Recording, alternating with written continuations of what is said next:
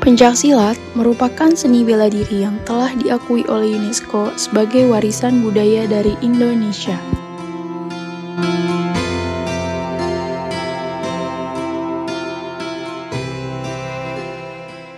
Tajimalela merupakan pencaksilat yang mempunyai alirannya sendiri.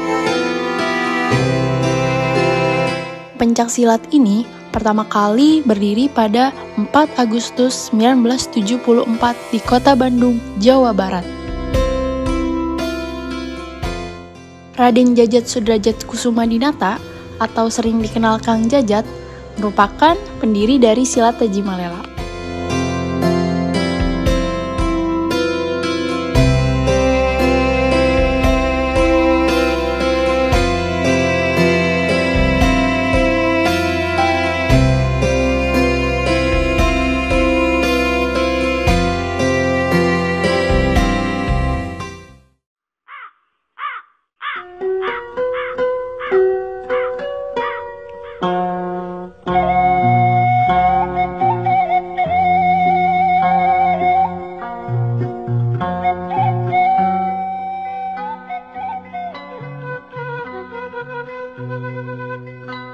Pancadharma Tajimalela, taklukkan nafsu jahat dalam diri, jiwa murni pangkal keluhuran budi,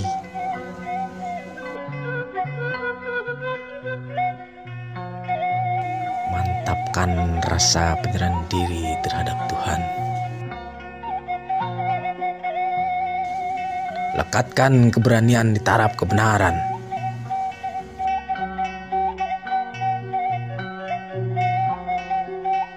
lapangkan rasa kerendahan hati di mata kesombongan.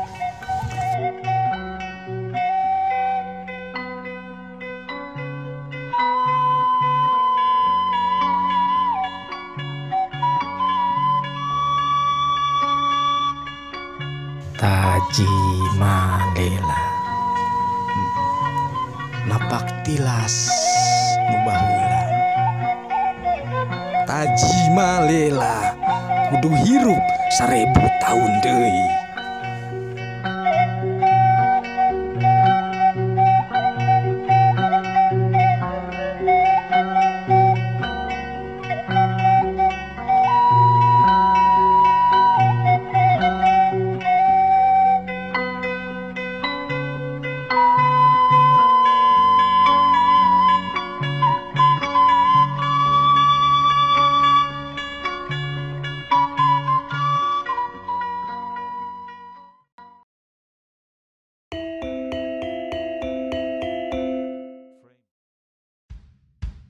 Oke, baik. Perkenalkan, nama saya Muhammad Andika Anjasyaputra. Di sini saya sebagai asisten pelatih dari perguruan pencaksilat Tajimalela Bekasi. Sekarang saya sedang menjalani pendidikan kuliah S1 di Universitas Singapura Bangsa Karawang. Menurut saya pencaksilat itu suatu budaya yang ada di Indonesia, harus suatu seni bela diri yang diwariskan oleh para nenek moyang kita, yang wajib harus kita bangga dan kita lestarikan.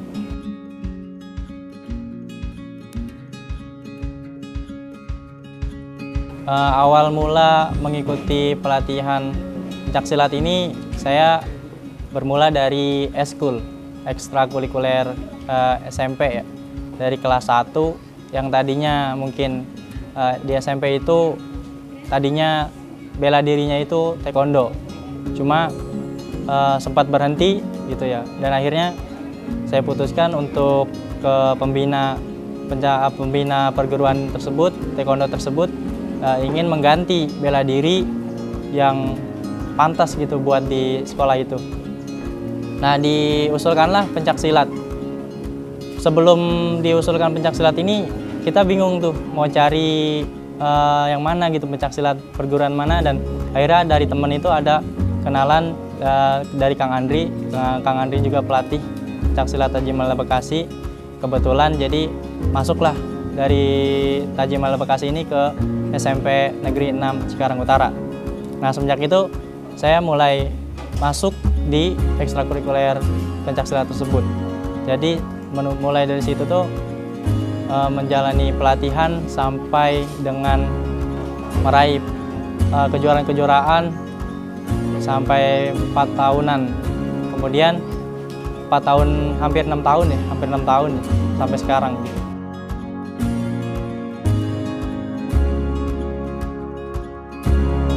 Karena menurut saya di Tajimal ini unik gitu.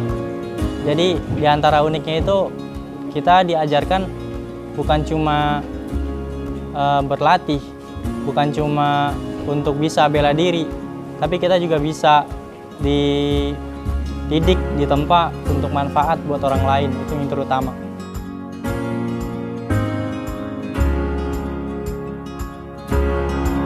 Nah, karena menurut saya itu kembali lagi ke budaya. Jadi kita sebagai warga, sebagai masyarakat yang berada di negara Indonesia ini, dan Indonesia ini punya budaya, dan seharusnya lah kita untuk berusaha melestarikan budaya kita sendiri dibanding kita lebih memajukan perguruan-perguruan bela diri luar negeri yang sebetulnya kita pun punya bela diri yang harus kita lestarikan dan harus kita jaga. Awal karir tadinya cuma ya ikut-ikutan silat gitu. Masuk ikut-ikutan silat, akhirnya dipilih sebagai ketua dari perguruan silat tersebut, juga mengikuti kejuaraan-kejuaraan, dan sampai sekarang terutama kejuaraan yang bersifat internasional gitu. Jadi mulai tertarik untuk mengikuti kejuaraan tersebut, dan sampai sekarang alhamdulillah masih menjadi asisten pelatih. Tahun 2019 itu kejuaraan Tajimal Cup di Cilamaya, Karawang. Saya yang tadinya itu pelatih sudah bilang tidak mengikuti gitu ya. Akhirnya karena saya vertigo, ada penyakit vertigo saat itu, dan akhirnya pelatih bilang, ya udahlah, kamu nanti tahun depan aja. Dan akhirnya diusahakan lagi, tepat hari Jumat saat itu, habis Jumat, pelatih bilang, telepon lagi, kira-kira udah enakan atau belum gitu. Kalau udah enakan ya mau dijemput ya. Akhirnya ya udahlah, nekat aja gitu, nekat ke Karawang, Cilamaya. Akhirnya dijemputlah pelatih, sampai di Cilamaya sore itu, Jumat sore, dan malamnya kebetulan tanding itu malam, Jumat malam jam 10 malam itu. Jadi ya adalah waktu istirahat sedikit. Dan di situ momen-momen pertama kali gitu kan, pertama kali tanding di gelanggang jam 10 malam, lagi vertigo juga. Ya orang tua juga sempat khawatir di rumah, terus juga namanya perjuangan gitu, harus kita tetap lanjutkan gitu. Nah, disitulah mulai pertama kali ikut kejuaraan sampai mengikuti pendidikan sebagai asisten pelatih, dilanjut juga kejuaraan Jakarta Open, Jakarta Timur Open, terus kejuaraan Kokam dan lain-lainnya.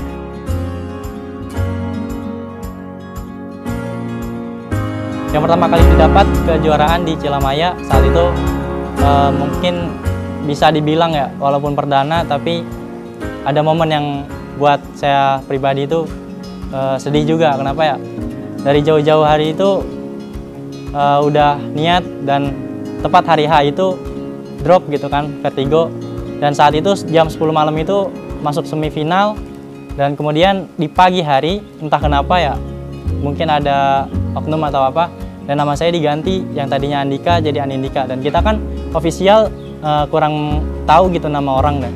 Yang tadinya nama saya Andika mungkin dipanggil sama MC-nya itu Anindika. Ya saya tidak merasa terpanggil jadinya. Dan peraturan pencaksilat saat itu pertandingan 3 kali panggil ya didiskualifikasi. Akhirnya di situ walaupun udah masuk semi, harusnya saya bisa masuk final, ya terpaksa untuk tereliminasi. Cuma gara-gara ya nama doang gitu.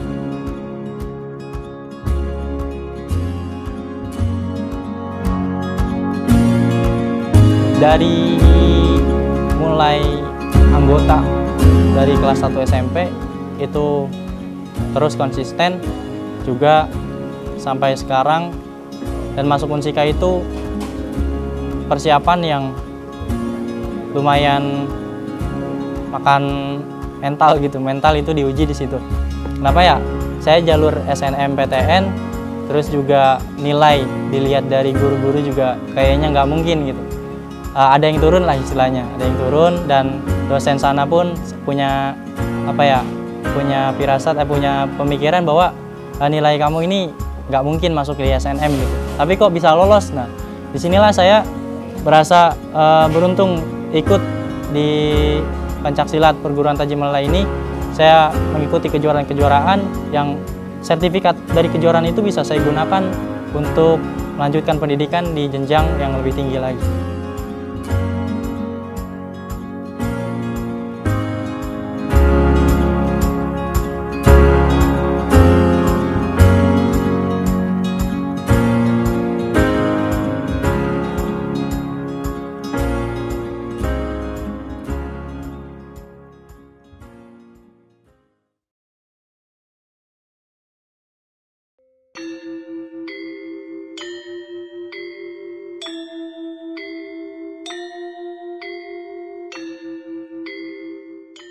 Selain untuk bela diri, pencaksilat juga dapat menjadi hal baik dalam dunia pendidikan. Perguruan silat Taji Malela ini terus melebarkan sayapnya dan membuka beberapa cabang, khususnya di wilayah Cikarang, Jawa Barat. Pencaksilat Taji Malela Cikarang telah banyak melahirkan banyak pesilat handal dan menjadi salah satu perguruan pencaksilat terbaik pada IPSI Bekasi.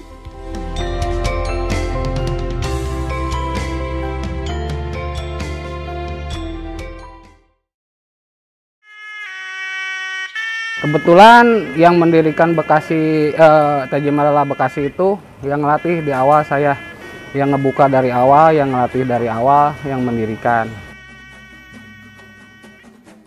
Taji Malela asal muasalnya berasal dari Dulatip 60 Bandung.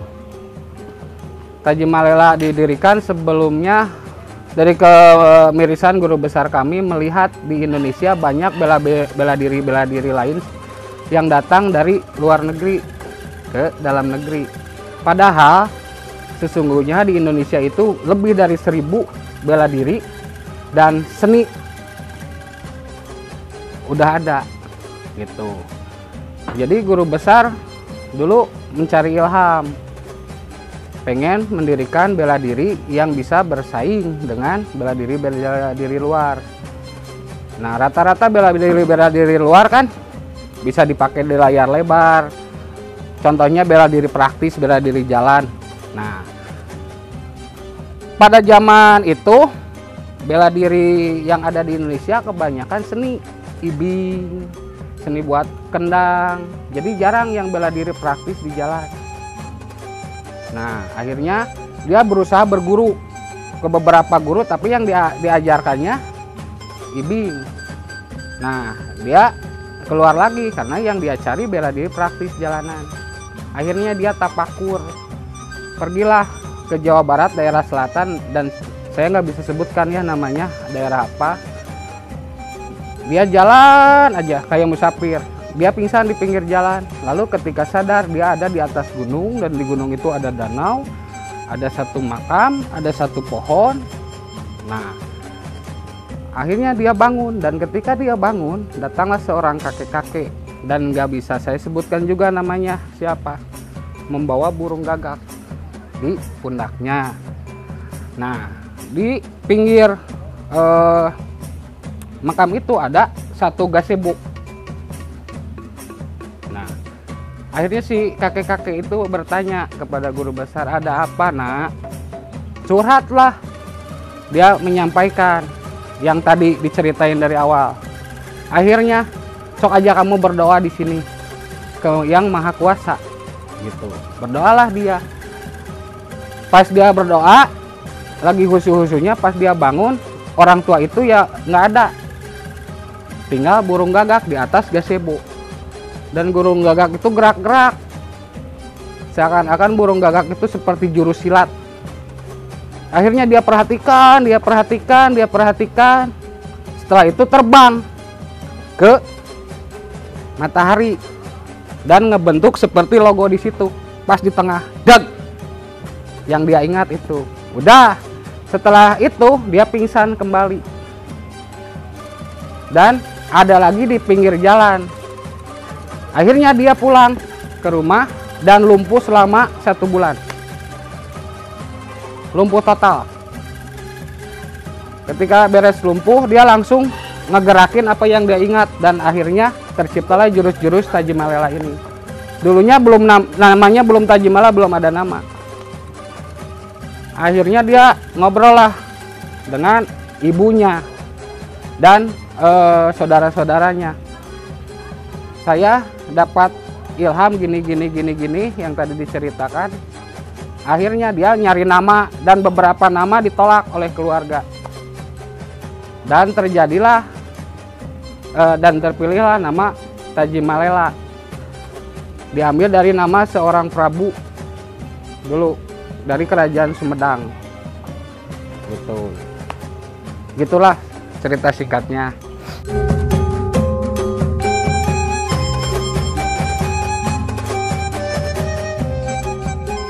Jadi jurus asli silat Tajimala sebenarnya bela diri praktis dengan dasar prinsip batur usik kurang anggeus. Kalau bahasa Indonesianya, orang lain baru bergerak, kita udah beres. Nah, yang kalian saksikan tadi gerak-gerak anak-anak yang oren itu spot udah diperhalus. Yang bela diri itu yang tadi terakhir, tapi itu juga masih diperhalus karena jurus bela diri tidak boleh dipublikasikan, menjaga keaslian. Nah, kebetulan kita nggak punya aliran karena kita berdiri sendiri dan dari ilham yang oleh guru besar. Jadi aliran silat Tajimala ya Tajimalela.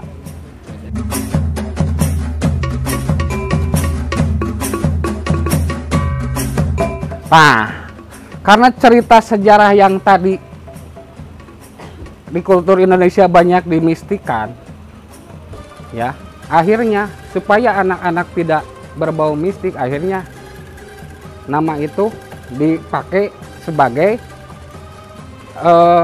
pengerem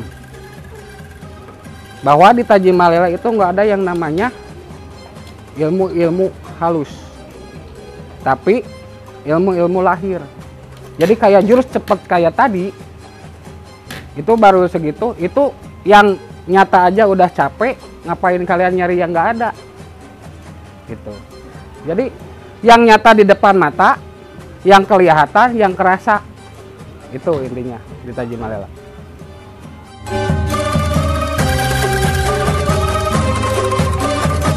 Diambil dari kata Prabu. Nah, Prabu Tajimalela nama gelar. Nah, supaya tidak ke Prabu tersebut, karena kalau zaman kerajaan kan identiknya ilmu. Padahal kita cuman mengambil namanya saja. Walaupun guru besar ada keturunan dari sana.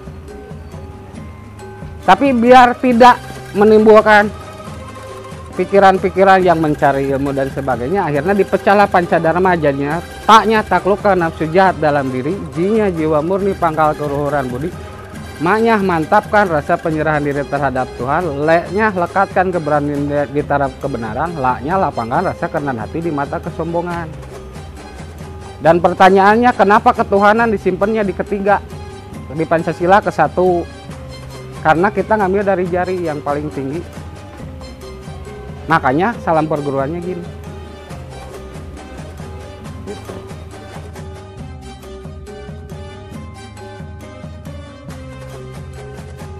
Hampir sama pesilat perguruan silat yang lain. Bahwa silat itu dianggap jadul, tidak modern karena tidak dikemasnya belum. seperti bela diri dari luar kan.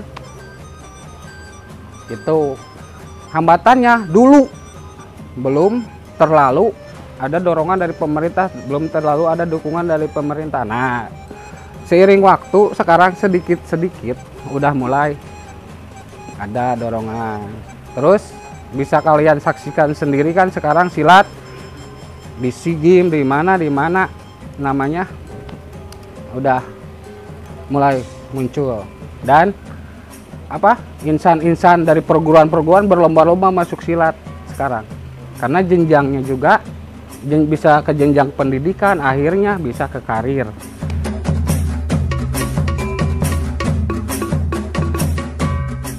Kebetulan kita udah lebih dari 15 tahun jadi juara umum pusat ya, seluruh juara umum dari dulu.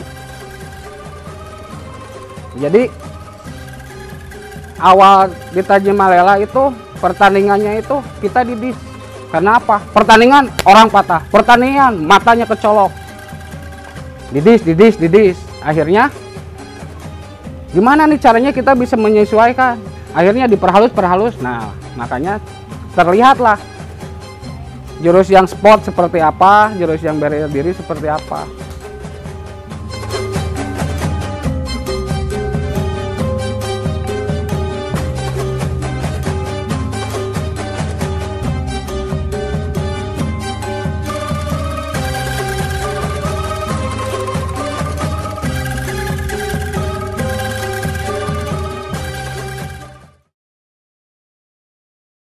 Selain itu, perguruan silat Tajimalela merupakan seni bela diri yang berasal dari Indonesia. Awal mulanya mengapa perguruan Tajimalela cabang Bekasi didirikan, yaitu dari beberapa tokoh dari Bekasi, antara lain waktu itu ada Pak Tarmidi Aryasena, terus juga ada Pak Lurah Mono Sudarmono yang belajar langsung ke Bandung waktu itu. Terus tidak lama kemudian mereka mendirikan perguruan dengan diutusnya Kang Nepi sebagai pelatihnya waktu itu.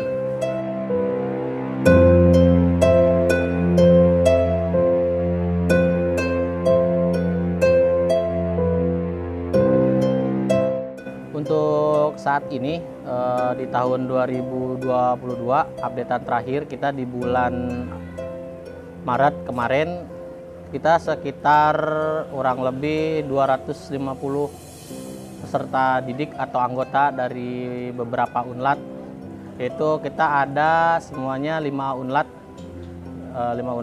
ada unlat Sempu, unlat Bumi Citra Lestari, unlat SMP Negeri 6 Cikarang Utara, ada unlat SMA Al Haidar, ada unlat SMP Al Haidar, serta unlat Desa Karangraharja.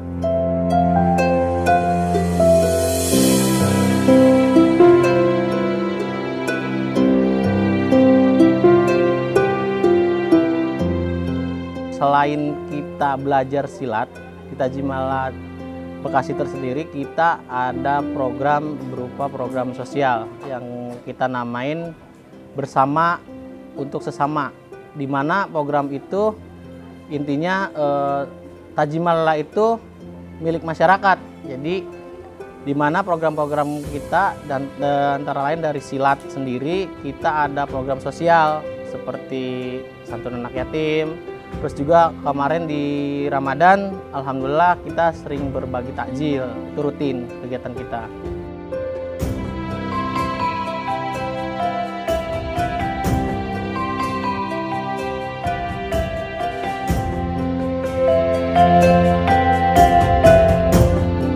Nah, untuk saat ini perguruan silat Tajimalela cabang Bekasi kita berinduk 2 organisasi, yaitu ke organisasi IPSI Kabupaten Bekasi dan IPSI Kota Bekasi.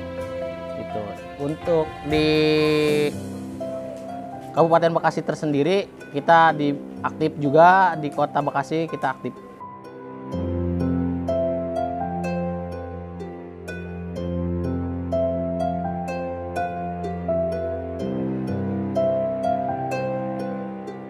Alhamdulillah kita di 2019 sebelum Covid melanda, kita juara umum Kokam, yaitu juara umum SMP serta juara umum SMA. Terus juga di tahun 2022 kemarin alhamdulillah kita bisa juara umum juga di Klat Open.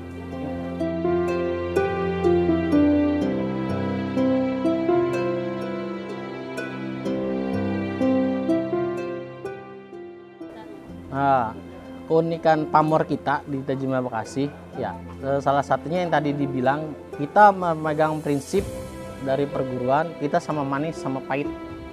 Yang artinya ya kita susah, senang, sama-sama untuk membangun atau membesarkan dan meneruskan cita-cita guru besar kita, Raden Djajat-Kusuma-Dinata, agar Tajimalela bisa hidup 1000 tahun lagi, yaitu dengan kita sama-sama berjuang untuk di event-event selanjutnya agar Tajimala Cabang Bekasi bisa eksis seperti itu.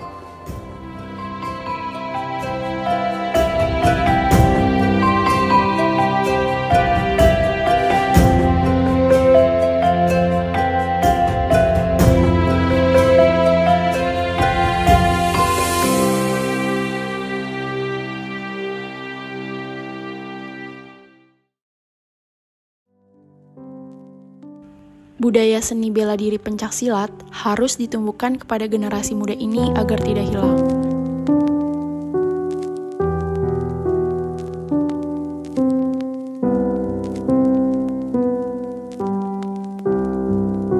Tujuan Tajimala tetap berprestasi buat para atlet, tetap berkembang dan intinya berguna bagi masyarakat. Karena tujuan dari silat Tajimalela bukan hanya sekedar silat. Makanya dijelasin di Pancadharma yang tadi. Hablum minallah, hablum minanas, dan hablum minalam. Jadi hubungan kita dengan Tuhan, hubungan kita dengan manusia, sama hubungan kita dengan alam.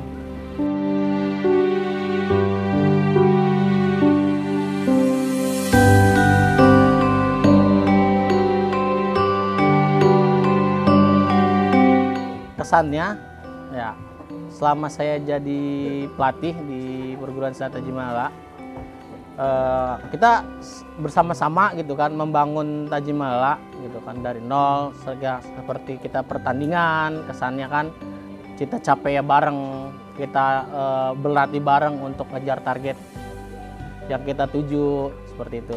Nah, pesannya untuk generasi penerus perguruan silat Tajimala, ya khususnya cabang Bekasi, teruskan perjuangan kami para pelatih serta kakak-kakak senior di khususnya di Tajimala Bekasi, agar Tajimala Bekasi itu sendiri bisa lebih eksis di kancah pencaksilat sendiri, terus juga bisa masuk ke beberapa kelas, diantara lain kelas-kelas yang diisi sebagai peruntukan Porda, Popda, dan Popilda. Itu harapan saya sebagai pelatih, bisa Tajimala Bekasi itu harus masuk ke ranah tersebut.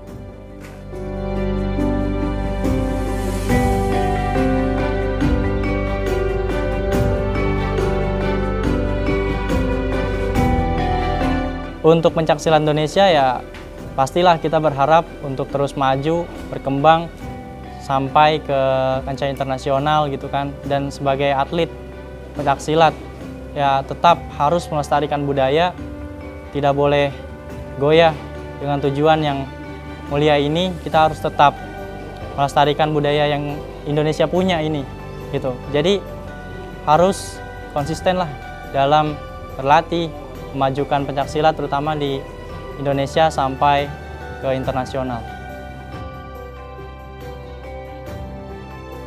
Untuk itu, mari kita lestarikan budaya kita, khususnya budaya seni bela diri pencaksilat.